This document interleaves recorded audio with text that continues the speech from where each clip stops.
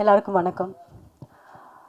பத்திரிகை நண்பர்களையும் ஆட்டோகிராஃப் கூட கிராஸ் அண்ட் காஸ்ட் அண்ட் க்ரூஸை மீட் பண்ணுறதுக்கு ரொம்ப ரொம்ப சந்தோஷமாக இருக்குது. இத்தனை வருஷத்துக்கு அப்புறம் ரொம்ப மகிழ்ச்சியாக இருக்குது.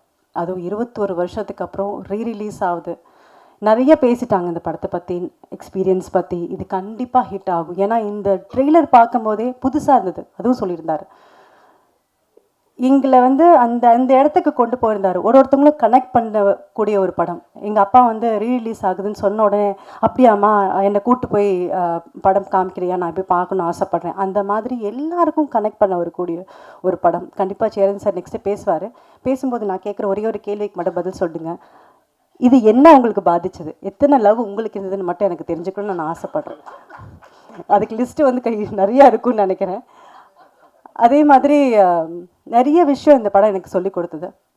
இந்த படம் பண்ணும்போது நிறைய மன அழுத்தம், மன உடைச்சல் எனக்கு பர்சனலாக இருந்தது. அது கண்டுபிடிச்ச ஒரே பர்சன் பார்த்தீங்கன்னா சேரன். ஆட்டோகிராஃப் சாங்ஸ் ஷூட் பண்ணிகிட்ருக்கோம். ஷூட் பண்ணிகிட்டு இருக்கும்போது ரொம்ப ரொம்ப மன கஷ்டத்தில் இருந்தேன். யாருக்குமே தெரியாது. நான் வெளியே ரொம்ப சிரிச்சிட்ருப்பேன், யாருக்குமே தெரியாது. நான் லைட் பண்ணிகிட்டு இருக்காங்க இந்த ஒவ்வொரு புக்லையும். அப்போது கார்னரில் உட்காந்துருந்தேன். உட்காந்தோடனே அப்பா அவருக்கு என்ன தோணுச்சுன்னு தெரில, பக்கத்தில் உட்காந்தார். என்ன பிரச்சனை உனக்கு அப்படின்னு கேட்டார். இல்லைப்பா ஒன்றும் இல்லைப்பா. இல்லை ஏதோ ஒரு பிரச்சனையில் இருக்கேன்னு எனக்கு தெரியும், எல்லாம் சரியாகும் ஓகே அப்படின்னு சொல்லி அன்னைக்கு ஃப்ரெண்ட்ஷிப் ஆனது தான் இந்த ஃப்ரெண்ட்ஷிப் 21 வருஷமாக அவ்வளோ பெஸ்ட் ஃப்ரெண்டுன்னு சொல்ல முடியும். இந்த இண்டஸ்ட்ரியில் நான் மாறுத்துட்டி சொல்லிக்க முடியும். என்னோட dear best well-wisher and best friend யாருன்னு கேட்டால் நான் சேருன்னு சொல்ல முடியும். எல்லோரும் கேட்பாங்க, ஒரு ஆணும் பெண்ணும் ஃப்ரெண்ட்ஸாக இருக்க முடியுமா அப்படின்னு அப்போவே கேட்டாங்க என்கிட்ட. இந்த படம் பார்த்துட்டு ஒருத்தருங்களும் மீட் பண்ணும்போதெல்லாம் இருக்க முடியுமா அப்படின்னு கேட்டாங்க. நாங்கள் ப்ரூவ் பண்ணிகிட்ருக்கோம். என்னோட டியர் ஃப்ரெண்ட் சேரன்பா, நீங்கள் கண்டிப்பாக இந்த படம் உங்களுக்காக வெற்றி அடையணும்னு ஆசைப்பட்றேன். ஏன்னா இந்த படத்துக்காக அவ்வளோ உழைச்சிருக்காரு, எல்லாருமே சொல்லியிருக்காங்க. அவ்வளோ கஷ்டப்பட்டிருக்காரு. ரிலீஸ் ஆகணுன்னுக்காக எனக்கு தெரியும் அவர் எவ்வளோ கஷ்டப்பட்டிருக்காருன்னு. அதை ரிலீஸ் பண்ணதுக்கப்புறம் அவருக்கு அந்த அந்த சந்தோஷம், அந்த வெற்றி அடைஞ்சதுக்கப்புறம் எங்கள் எல்லாருக்கும் அந்த வெற்றி அவருக்கு கிடச்சது தான் எங்களுக்கு சந்தோஷம் இருந்தது. ஏன்னா அவ்வளோ கஷ்டப்பட்டவர் அவர் இந்த படத்துக்காக.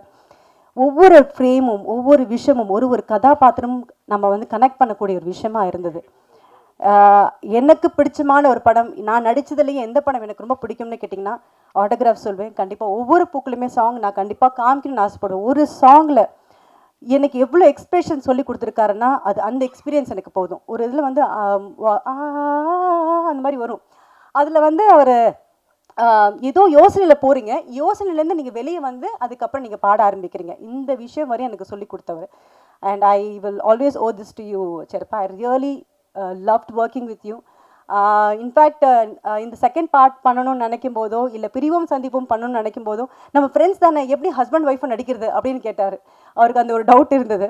பட் அதை மீறி ஒரு நல்ல படங்கள் நாங்கள் பண்ண முடிஞ்சது. அண்ட் கண்டிப்பாக இந்த ரீரிலீஸ் ஒரு பெரிய வெற்றி அடையும். எனக்கு எல்லாருமே இப்போ நிறைய லவ் வந்துருச்சு. ஜென்சி லவ் வித்தியாசமாக லவ் பண்ணுறாங்க. ஆனால் லவ்னா இதுதான் அப்படின்றத காமிச்சிருக்காரு. கண்டிப்பாக இது எல்லாருக்கும் பிடிக்கும் நம்பர் திருப்பியும். தேங்க்யூ.